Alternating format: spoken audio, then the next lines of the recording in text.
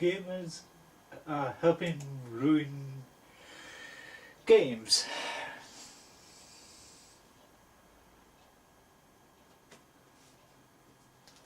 Once it loads up, that is.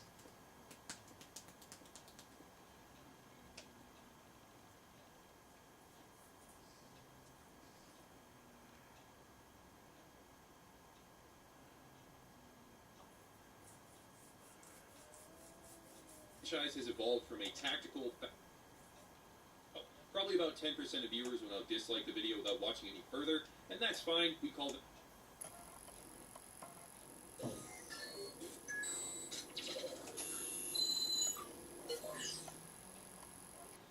Ready? I'm going to open with a provocative statement. If the primary device that you play games on is a phone, you are not a gamer. There we go.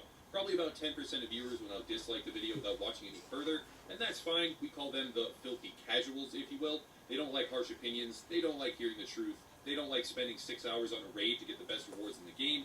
They just want to log into Angry Birds while they sit on the toilet, complete a few levels, and then call themselves a gamer and expect consideration within the industry as a whole. Alright, I'm joking, but only partially, that's the thing.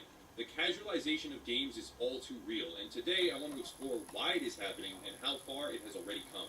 There are a few different causes for the oversimplification of modern video games. The primary cause is the rise of mobile gaming. Mobile gaming has now surpassed the combined revenue values of both the console and PC platforms, and there is no end in sight. Subsequently, as more and more studies emerge, and as the popularity of mobile games further increases, the collective term gamer has now evolved to a point where it includes, for instance, those that play idle miner tycoon on their phones while sitting in a bus seat waiting for the next stop. Projections of gamer demographics now include Candy Crush players, or those that play Temple Run, and as the mobile industry climbs and climbs, it continues to exert its influence over the products that real gamers have come to know and love. So, by this point, a lot of people are probably thinking, wow, this guy's a real asshole. He's just a butthurt nerd who doesn't like his hobby being opened up to more people, which would kind of be true, I guess, but the argument here is that there are two distinctly different groups within the broader market of gaming that are being blended together right now, and it is having a decidedly negative effect. The two groups are the casual and the hardcore. These terms are often mistakenly defined or left nebulous, but there is a very simple litmus test. Would you spend hours on end failing to complete a certain activity over and over, while slowly adapting your tactics, progressing your character, or streamlining your communication with group members to finally overcome the obstacle? Or, alternatively, would you play 15 minutes of that, say, this is too hard for me, and go back to rudimentary puzzle games on your phone that take 10 seconds to solve? Hardcore gamers can be grouped together based on their willingness to invest time and effort into difficult tasks that may lack instant gratification. Grinding is a term coined within the gaming industry that refers to the process of completing certain activities over and over for incremental rewards that, given time, allow a player to achieve their goals.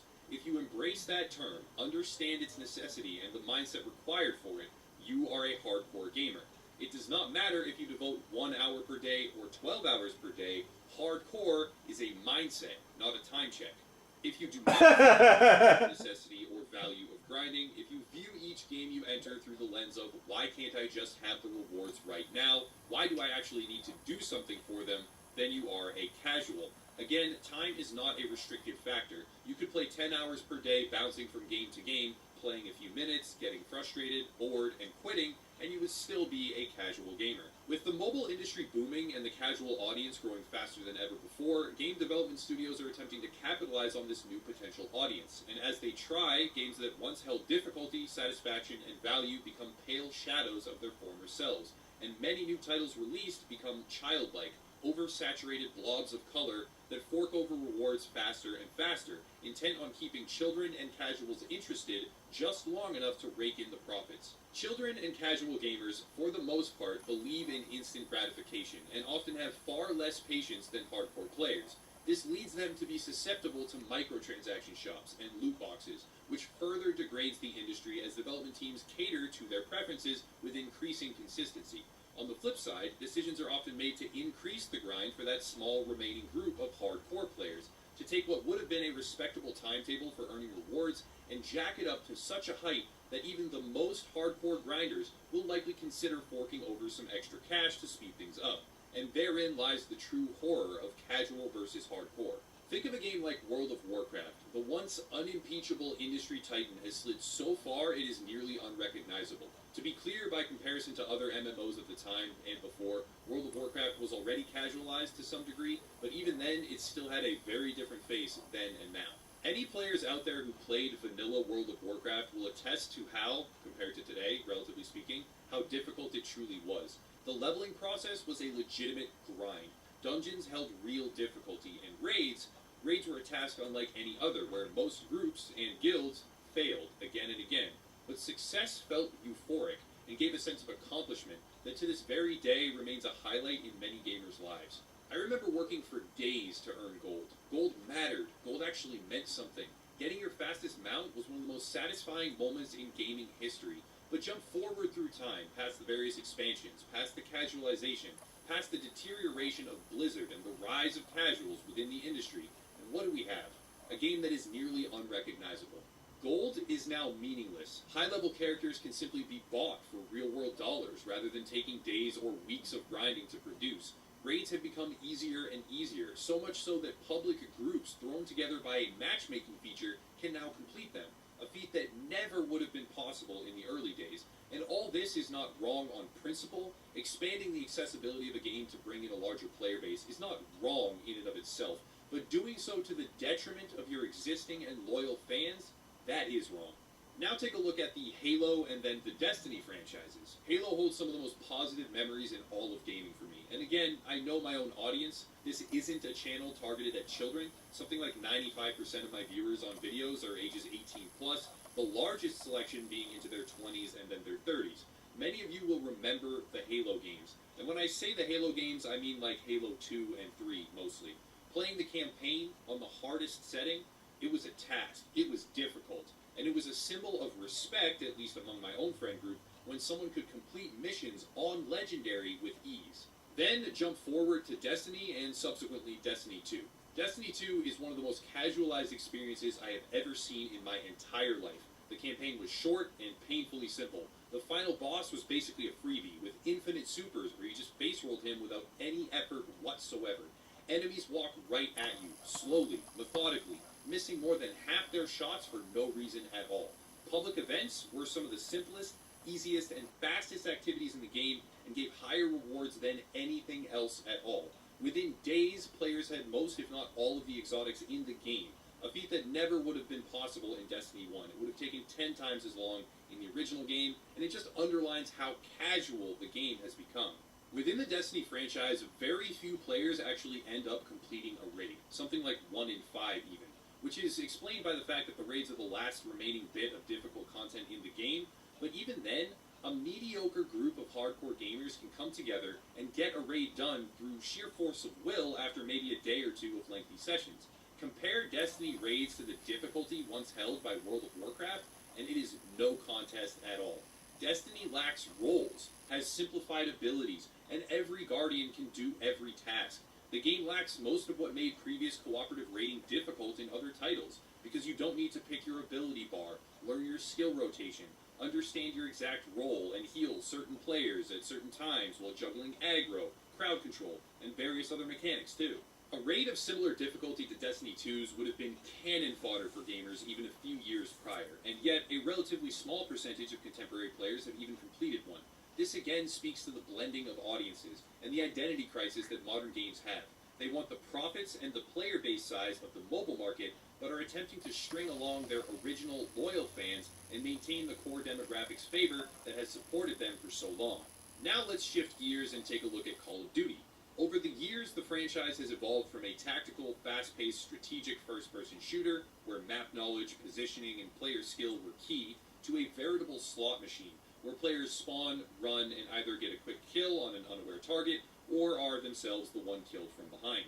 The maps are designed for fast-paced, nearly luck-based close-quarters combat, where mashing the respawn button and going right back in without thinking has become the widespread norm. Of course, there are exceptions. There are skilled players who think tactically about how they wish to proceed, but just know, if you are a Call of Duty player who averages high on the stat charts, who actually cognitively thinks about their next move, and tackles the game with a pointedly strategic mindset, you are above average and far from the norm. The casualization of gaming is widespread and takes many different forms. The concept of normalization, which can be seen in games such as the upcoming Division 2, is a tactic used to compress the skill gap and eliminate ways in which hardcore players exert an advantage over casual players. An argument can be made that the Division is a looter shooter and gear has far too much influence on player power, and that argument is true, but alongside normalization, there were pointed efforts in the original Division game to decrease the gap between headshot damage and body shot damage numbers. The decision was made, however it was reached, to take a skill-based damage multiplier and reduce it so that players with less skill and worse aim would be better able to defeat players that have more skill and better aim. Across the board, decisions are being made to compress the skill gap and normalize player involvement because the enemy of a casual player's experience is effort and subsequent skill from that effort. To give credit where credit is due, the Division 2 has also opted to include a special area called the Occupied Dark Zone, where all the casual systems are turned off. And that decision and concept is one I cannot praise enough. It is a wonderful, welcome, and appreciated thing to see a game at least create a small slice of content for true hardcore players, but the sad truth is that it's just a small slice, and it is not present in most modern games. Wherever you land on the spectrum of casual to hardcore, I will again emphasize it as a mindset. It is not time-bound. It is not a term referring to the players who play X amount of hours per day or something similar to that. It solely correlates to a player's mentality. If you are receptive of hard work, improving, learning, and oftentimes failing in pursuit of victory, you are likely a hardcore gamer.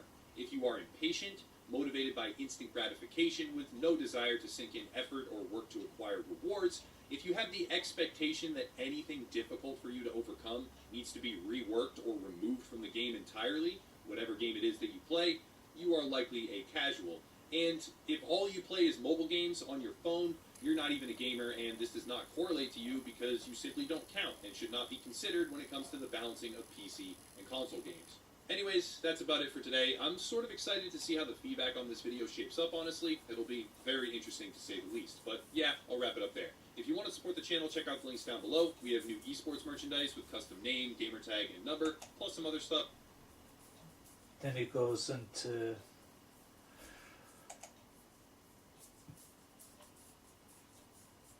but the thing I find remotely wrong about all of this is the bit where it says if you're not into the commitment of the hardcore grind, you're going to be playing something like mobile phone games on the toilet. But I find that's totally damn unsanitary and unhygienic and totally disgusting. And a magnitude of reasons that one, a toilet is not a place to sit down to play games and watch stuff on a mobile device. Toilets are there supposed to do your sanitary bits, then quickly vacate for the next occupant and that. And second of all, which I find is totally damn wrong, is not everybody has these expensive mobile phones which can play things like games or watch an episode of the Game of Thrones or watch Avengers Infinity War on it, or listen to Kanye West or Britney Spears. Not everybody can afford that. Back in the day, before mobile phones had loads of gadgets, that's enough to make Tony Stark impressed.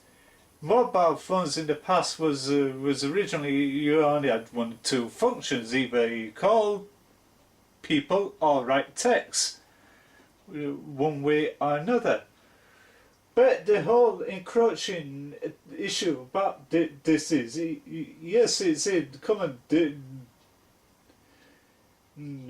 ongoing situation about about who's a casual and hardcore, and the way that it's been an ongoing problem. And way back in Destiny 1, right up to the free coins came in with the Taken King, which opens the gateway to free easy exotics. Exotics was how the grand majority of it. You do things like nightfalls and high tier vanguard strikes and the raid and the crucible events, and the whole exploit was the gamble on legendary engrams, which you have to take into the in order to get lucky, in order to get a Raoul. Yeah, go on to Raoul in the tower. Back in the beginning of Destiny 1, before the one in the Vestian outpost and Tirakan came into play, you only got to go to Raoul in the tower in order to get lucky with loads of legendary engrams, which occasionally one turned into an exotic. And other ways and means of getting exotics is get lucky in the Prison of Elders that came with the House of Wolves DLC, and etc, etc, etc. But however, Zer, when he arrives on Fridays and that, which you save up all your strange coins to catch him in for a exotic engram or one of the exotic pieces that he had to sell for that week. And right up to the Taken King, where the free coins come in, which is the whole accessible and availability of people of getting free easy exotics without doing any of the hard grind, and that became the whole genesis of the topic of where we are today, and this whole demographic of divisiveness between a casual and a hardcore, which can be also a misguided notion of the word casual. The other term of casual is where somebody goes out less and do things less frequently than a hardcore person ever does. It's where they spend more time going out to things like theatre and etc, etc, etc, etc, etc.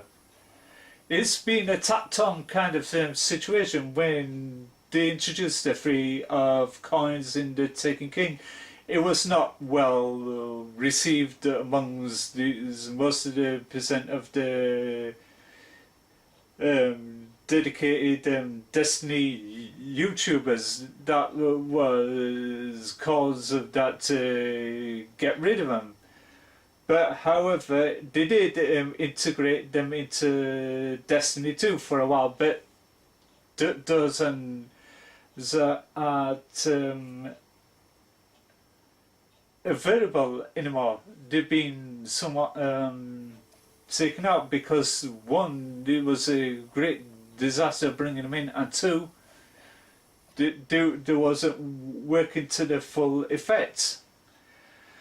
And but it did get quite of absurdness and ridiculousness, and that how people used to play the game and use shortcut to get exotics without doing grinds and that. The most of a guilty thing about it was in Destiny 1 more so, with these videos how to get free exotics out of exotic chests is by doing raid glitches and that, and without actually doing the raid and etc etc etc. It's all resonated down to the Crow's End, which they had loads of guides and that, how to do the first bit, and they go to this room.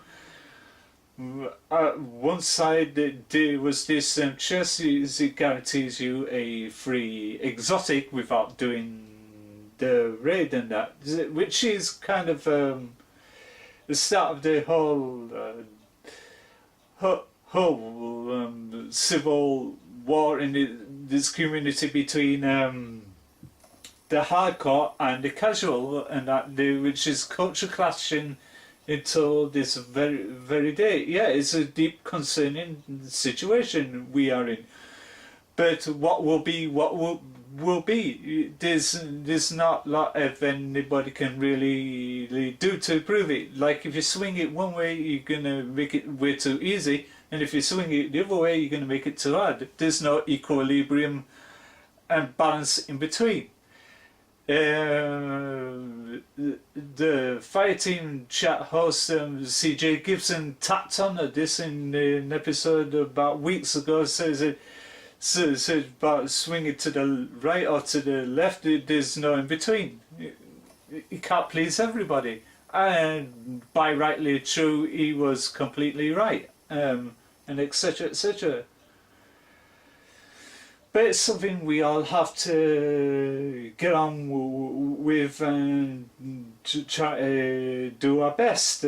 Yeah, but some of them are into the dedication and the thing which they want to spend hours and hours and hours in order to prove themselves as a player, from getting from the casual to a hardcore player, which is more power to them.